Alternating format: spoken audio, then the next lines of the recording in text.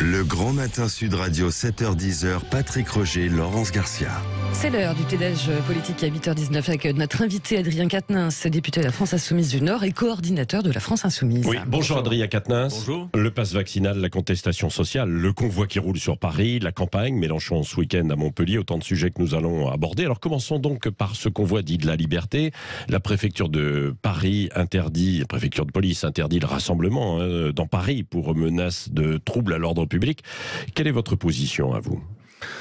Ma position est en fait assez similaire à celle que nous avions adoptée au début du mouvement des Gilets jaunes, vous savez, où les Gilets jaunes, on leur a tout fait. On les a traités d'antisémites, on a tenté de les décrédibiliser de mille manières, de regarder si le mouvement était parfait ou pas. Bon, la réalité, c'est que là, de ce que j'observe, alors j'ai pas encore vu toutes les revendications, mais je vois des gens qui veulent se mobiliser essentiellement pour deux choses, d'après ce que je perçois. Un, demander l'abrogation du pass vaccinal. Il se trouve qu'avec Jean-Luc Mélenchon, si nous y arrivons au mois d'avril, nous abrogerons le pass vaccinal, parce que nous considérons qu'il est totalement inutile aujourd'hui pour la politique de avant, santé. Vous avez vu, fin mars. Oui, bien sûr. Donc première chose, cette revendication, nous la soutenons. Ouais. Et la deuxième chose, c'est la question du pouvoir d'achat. Et vous savez, Patrick Roger, que c'est la préoccupation principale des Français. Et que quand on voit l'explosion des dividendes et des super profits, il n'est pas acceptable que dans le même temps, un maximum de Français serrent la ceinture, alors que 5 personnes aujourd'hui possèdent autant que 40% de la population. Donc sur la base de ces revendications, moi je pense que ce mouvement en effet doit être soutenu. Alors après, il faut regarder dans le détail. Et même, je vais vous dire, à la rigueur, ce qu'en pensent les politiques a assez peu d'importance. Parce que comme les Gilets jaunes, ces mouvements veillent surtout à une chose, ne pas être récupérés. Donc je voudrais pas que notre parole de politique, si on dit voilà, on soutient, on est d'accord, vienne en quelque sorte... Donc vous ne serez pas aux côtés des manifestants ce week-end, quoi. Moi, je pourrais y être à titre personnel. Je pense pas que j'y serai ce week-end, mais je sais qu'il y aura des insoumis qui vont y aller. Je sais que parmi les gens qui se mobilisent, il y a des insoumis, mais je veux pas donner l'impression qu'il y aurait la volonté de quelque récupération que ce soit. Parce que, franchement, n'importe qui s'y essayerait serait de toute façon mis de côté. Faut laisser ce mouvement vivre. Par contre, j'ai envie de dire à monsieur Darmanin, un peu comme lui le disait... l'autre jour sur l'antenne de BFM, parce que j'ai l'impression qu'il est assez nerveux, j'ai envie de dire, monsieur Darmanin, ça va bien se passer. Ça va bien se passer, c'est aussi la démocratie, la mobilisation. Et vous avez eu tort, ça va bien se passer. Mais en tout cas, il peut y avoir, on l'a vu lors des manifestations des Gilets jaunes, je ne sais pas d'où sont venus véritablement les problèmes, mais il y a eu quand même en fait des scènes de chaos dans Paris et même ailleurs, à Bordeaux, à Toulouse. Mais souvenez-vous qu'au moment des Gilets jaunes, le gouvernement a joué non seulement le pourrissement en ne répondant pas aux revendications principales, et puis deuxième chose aussi, la France a été montrée du doigt par des dizaines d'ONG pour sa mauvaise gestion du maintien de l'ordre. Enfin, Patrick Roger, on a quand même eu 32 éborgnés dans un conflit, et le gouvernement a eu tort de considérer ces dernières semaines, ces derniers mois, que parce que maintenant les Gilets jaunes étaient... pour beaucoup, de ranger dans les boîtes à gants des voitures, la France des délaissés qui les avait portés sur les épaules pour pouvoir se mobiliser avait disparu. Non, la situation sociale est toujours une situation d'urgence sociale. C'est la raison pour laquelle, par exemple, quand nous proposons avec Jean-Luc Mélenchon le blocage des prix des carburants ou des produits de première nécessité, l'augmentation du SMIC, des minima sociaux, il faut rappeler que la France est en situation d'urgence sociale. Et ça vient en plus se doubler de toutes les mesures liberticides dont chacun mesure aujourd'hui sur le pass vaccinal et l'efficacité. Voilà, tout à fait. Non, mais vous n'étiez pas totalement contre, en fait, le pass sanitaire et le pass vaccinal, enfin la vaccination aussi. Attendez, ne confondez pas les choses. Nous n'avons jamais été contre la vaccination. D'ailleurs, nous sommes sur la ligne de l'Organisation mondiale de la santé. Je l'ai répété plusieurs fois à ce micro. Convaincre plutôt que contraindre. En revanche, toutes les mesures liberticides, pass sanitaire, pass vaccinal, prolongées dans le temps, alors que le gouvernement lui-même, avant de l'utiliser, disait non, jamais il y aura de pass sanitaire, jamais il y aura de pass vaccinal. Tout le monde voit bien qu'aujourd'hui, c'est inefficace. Ça n'est pas la bonne solution face à l'épidémie, et c'est en quelque sorte obsolète. Donc oui, ce mouvement a des raisons d'être, et on va regarder de plus près ses revendications, mais en tout cas pour ce que j'en perçois pour l'instant, je trouve que ces gens ont raison de se mobiliser, et je les soutiens. Et l'interdiction, alors est-ce qu'elle est abusive, l'interdiction de rassemblement? Vous savez, le préfet allemand, il a tendance à interdire tous les 4 matins quelques mobilisations que ce soit. Je pense que ce gouvernement a un vrai problème avec la démocratie. Vous savez, on a entendu parfois dire la démocratie, c'est pas la rue. Mais en fait, moi, ce que je dis, c'est que la démocratie, ce n'est pas que la rue, mais c'est aussi la rue. Et donc des mobilisations, de la contestation sociale. Donc l'interdiction est abusive? Je crois, oui. Oui. Et puis, il faut pouvoir se mobiliser. Ce matin, j'entendais certains qui ont l'intention de participer à ces convois, qui disent notre intention première, c'est surtout de rallier la capitale pour pouvoir y manifester. Bon, la manifestation, oui, alors c'est un droit, le droit de manifester. Des centaines, je ne sais pas combien il y aura, ou quelques milliers de voitures, de véhicules dans Paris, ça risque de provoquer en fait énormément de problèmes quand même, non ? Vous, si vous étiez au pouvoir, vous les laisseriez rentrer dans le centre de Paris, aller par exemple place de la Concorde ou ailleurs ? Patrick Roger, je crois que si nous étions au pouvoir, les revendications de ces gens n'auraient pas lieu d'être, puisque les minima sociaux... S'il y avait des revendications et si vous étiez au pouvoir face à cette manifestation. La mobilisation fait partie effectivement de la démocratie et des droits fondamentaux, et il faut s'en rappeler. Oui. Bon, alors en tout cas, vous êtes plutôt derrière ce mouvement, hein, c'est ce que vous dites, quoi. Et vous serez aussi derrière la mobilisation sociale qui aura lieu à la mi-mars ? Bien sûr, bien sûr. Vous savez, vraiment, il faut entendre ça. On a eu toutes sortes de lois d'état d'urgence, l'urgence sanitaire. Et je redis, Patrick Roger, à votre micro, que la France est dans une situation d'urgence sociale. Et qu'on ne peut pas continuer avec la foire aux dividendes qu'on a sous nos yeux. Vous avez vu comme moi qu'en pleine crise sanitaire, les profits du CAC 40 ont explosé. Alors je sais que depuis que vous faites de la radio, vous avez dû en entendre des responsables de gauche. C'est vrai que je vois par exemple les banques françaises sont au sommet de leur forme. Mais c'est incroyable. C'est-à-dire que là, c'est 137 milliards de profits. Ce sont des chiffres qui sont des records. Total, par exemple, 15 milliards de résultats nets, c'est le bénéfice le plus gros jamais réalisé par une entreprise française. On a 70 milliards de dividendes. Bénéfices, mais il faut les redistribuer. C'est ce que vous voulez dire, ou investir. Non, et voilà. Et précisément, même l'investissement, Patrick Roger, vous faites bien d'en parler, ça n'est pas fait. C'est-à-dire que quand vous regardez les chiffres qui viennent d'être publiés, qu'a repris à son compte Alternative Économique, on voit quoi ? On voit qu'en réalité, c'est 1,5 fois de plus pour les dividendes que pour l'investissement productif. C'est tout le problème qu'on a. C'est-à-dire que le capitalisme qu'on a sous les yeux, c'est pas un capitalisme à la papa qui réinvestit pour l'avenir. Non, en quelque sorte, on a une forme de rapacité, de l'argent qui sert à faire des tas et dans des proportions en plus considérables.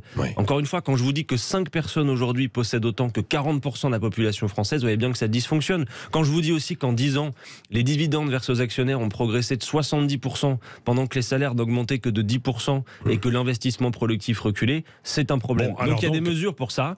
Par exemple, taxer les profiteurs de crise.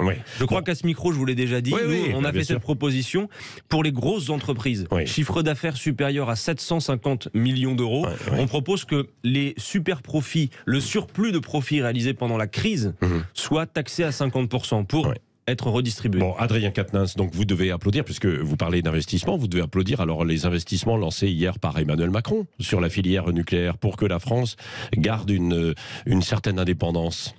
Vous déployez toujours beaucoup d'efforts pour me faire applaudir le président de la République. Non, mais attendez, moi je pose des questions. Hein. Mais voilà, vous posez des questions. Alors bon, il s'agit bien d'investir, mais il faut voir dans quoi on investit. Ce qu'a fait le président de la République hier, d'ailleurs en parlant d'un choix de la nation, alors que ni vous ni moi n'avons à nous prononcer sur ce choix. Moi je pense que les choix énergétiques qui nous engagent pour des générations doivent aussi être des choix démocratiques. Et c'est pourquoi ce sujet-là doit être au cœur du débat de l'élection présidentielle, puisque l'élection est maintenant dans 2 mois. Non, Emmanuel Macron, ce qu'il a fait hier, c'est en quelque sorte laisser la France s'enfoncer pour des générations dans un modèle qui, de mon point de vue, de notre point de vue, est obsolète, celui du tout nucléaire. Voilà la grosse difficulté que nous avons. Vous savez, la question, elle n'est pas... C'est pas ce que disent tous les spécialistes. Ils disent écoutez, en tout cas, ça permet d'aller vers une transition et puis en attendant de trouver de meilleures solutions. Patrick Roger, hier, M. Macron... Quelles autres solutions vous avez ? Je vais vous répondre. Je vais vous répondre le si vous me laissez le faire. On sait que ça peut marcher, mais en partie, quoi. Non, écoutez-moi. M. Macron, hier, a reporté le calendrier de tous ses objectifs en matière d'énergie renouvelable. Il a reporté le calendrier en passant de 2035 à 2050. Mais surtout, il a annoncé la construction d'EPR alors que vous savez comme moi qu'il n'y en a toujours pas un seul qui fonctionne. Le fiasco de Flamanville, c'est on passe de 3 milliards à 19 milliards avec des retards considérables. C'est pourquoi Jean-Luc Mélenchon disait hier soir que c'est Numéro Bis, l'architecte d'Astérix, qui est en train de construire les EPR.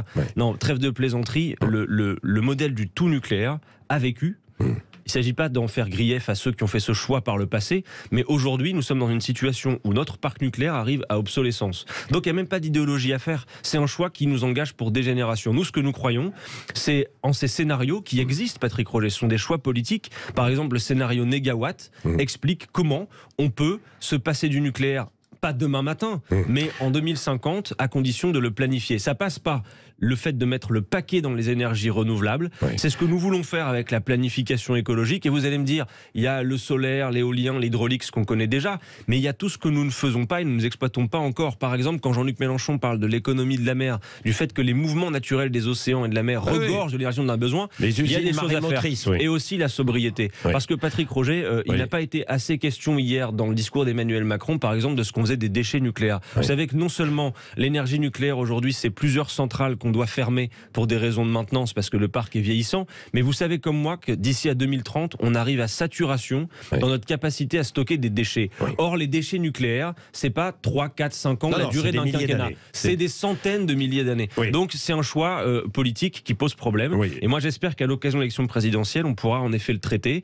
Pour ce qui est de Jean-Luc Mélenchon, c'est objectif 100% énergie renouvelable d'ici à 2050. On est dans les débats. Et juste d'un mot, Patrick Roger, une chose qui n'a pas été dite non plus, c'est que pour faire ça, on a besoin de reconstituer un grand pôle public de l'énergie. Parce que le fiasco du marché imposé par la Commission européenne, d'EDF. Mais évidemment, il nous faut reconstituer un grand pôle public, parce que depuis qu'on a ouvert le marché, c'est le chaos. Et même pour l'usager, on nous avait dit ça va baisser les prix. Vous avez vu comment les prix ont augmenté. Et l'État met à genoux EDF en imposant à cette entreprise de mettre à disposition de ses concurrents sa propre production. C'est absurde. Est-ce que ce discours et ces arguments de Jean-Luc Mélenchon vont lui permettre de décoller dans les sondages? Parce qu'il est toujours à 10%. Il sera en meeting ce week-end, par exemple, à Montpellier. Alors, vous pouvez dire qu'on est entre 10 et 13% selon les sondages. Il y a même un sondage qui nous donne à 2 points du second tour. Non, ce qu'on a sous les yeux, c'est un tableau à gauche. Maintenant, on peut le dire, s'il vous plaît. Peut-être vous pourriez le dire avec nous. Très clairement, ce pôle populaire que nous constituons, il se détache de tout le reste. Jean-Luc Mélenchon, il est au double, voire le triple de ses concurrents à gauche dans les sondages. Donc maintenant, on est au mois de février, à 60 jours de l'élection.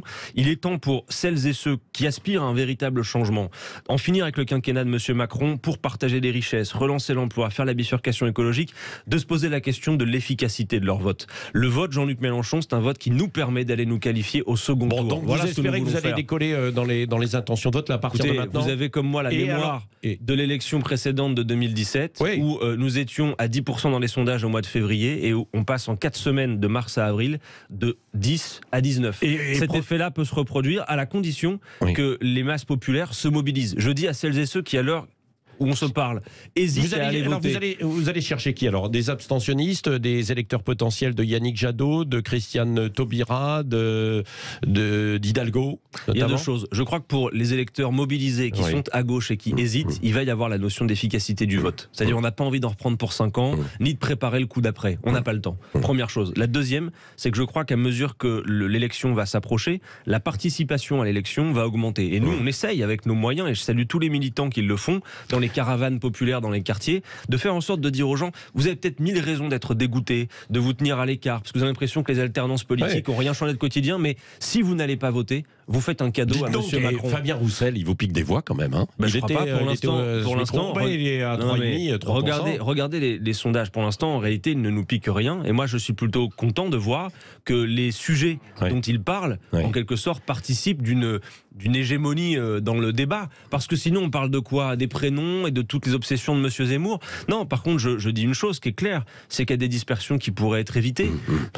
Fabien Roussel, les communistes, étaient avec nous en 2017, en 2012, et aujourd'hui, très concrètement, et je m'adresse à lui depuis votre micro, quand vous regardez les sondages aujourd'hui, moi je me souviens que Fabien Roussel, en novembre 2020, j'ai une discussion avec lui, il me dit je me réinterrogerai si toutefois il y avait une possibilité de se qualifier au second tour. Je lui dis Fabien, aujourd'hui, quand vous regardez les sondages, quand vous avez Jean-Luc à 10-13% et Fabien Roussel autour de 3-4, et quand on sait que les 2 électorats s'additionnent très bien, oui, la question qui se pose à l'heure où je vous parle, c'est celle de notre qualification au second tour. Donc ça mérite qu'on y réfléchisse encore. Et les parrainages? La banque lancée par François Bayrou, c'est une bonne idée? Bon, d'abord, d'obtenir. Merci, votre bon maître, mais François Bayrou et les élus du MoDem, quand Jean-Luc Mélenchon a proposé, quand nous avons proposé les 150 000 parrainages citoyens, les élus MoDem n'ont pas voté avec nous. Donc aujourd'hui, tout le monde voit la difficulté.